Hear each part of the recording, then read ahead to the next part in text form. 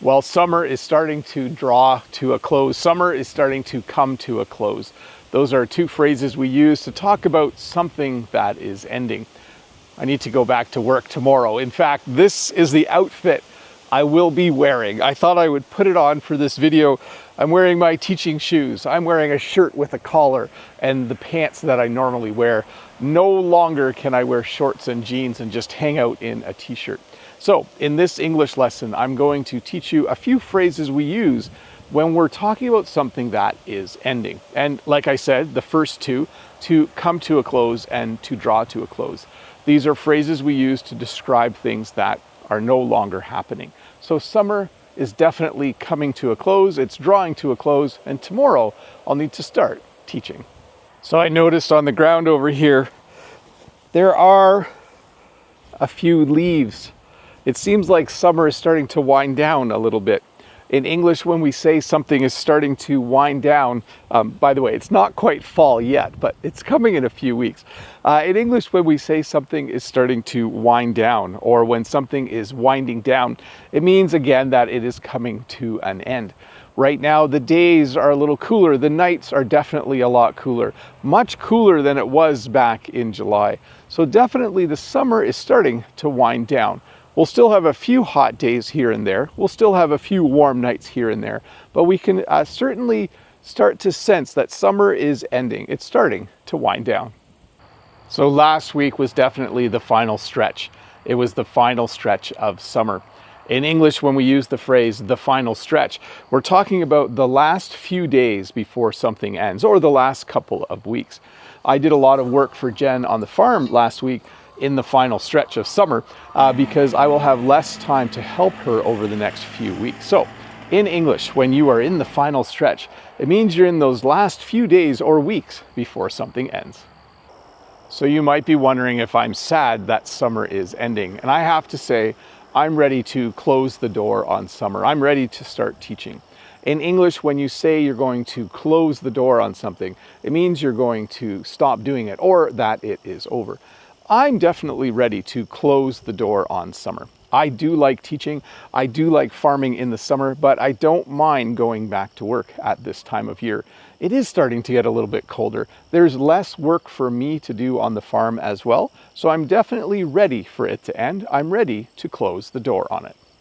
Summer, however, was amazing. I had a lot of fun this past summer with my family, with my kids. It was fun to go visit Brent in Maine at the beginning of the summer, but all good things must come to an end. That's a saying we have in English that we say at a time like this. When you do something fun, at some point it does end. So we say all good things must come to an end. So this past summer was good. In fact, it was great, but I do understand how life works. You can't experience good times all the time. Sometimes you have to work and earn money and do things that are hard and maybe less enjoyable. So the summer is ending, but hey, all good things must come to an end. So I'm talking like I'm completely done working here on the farm, but I do need to tie up some loose ends. In English, when you say you need to tie up some loose ends, it means there's a few little jobs you have to finish. This is a pile of compost. There's a gigantic pile over there still, and I have to move it all over here with the tractor.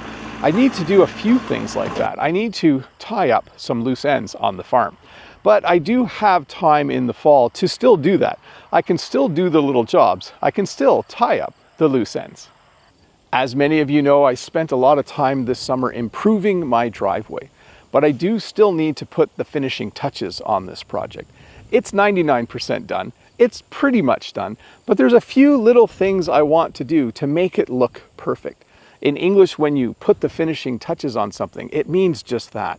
To finish those last few steps of a project so it looks amazing, so it looks perfect. So here, I just need to spend about half an hour. I need to put the finishing touches on this project so it looks amazing. I also still need to wrap up this project here. All of this stone needs to go here. We're putting a little driveway in here. In English, when you say you need to wrap something up, it means you've started something and you just need to finish a few final details. This stone needs to be moved here. It needs to be smoothed out. I need to wrap up this project for sure before winter comes. Hopefully I can do it in the next few weeks, hopefully on a Saturday afternoon, my son and I can get together and we can work on this project and we can get it wrapped up. So as summer ends, there's a few things that I didn't get done. And I'd like to teach you this English phrase as I talk about them. And the phrase is, don't look back. There are things that I just didn't get done and I won't get done until next summer.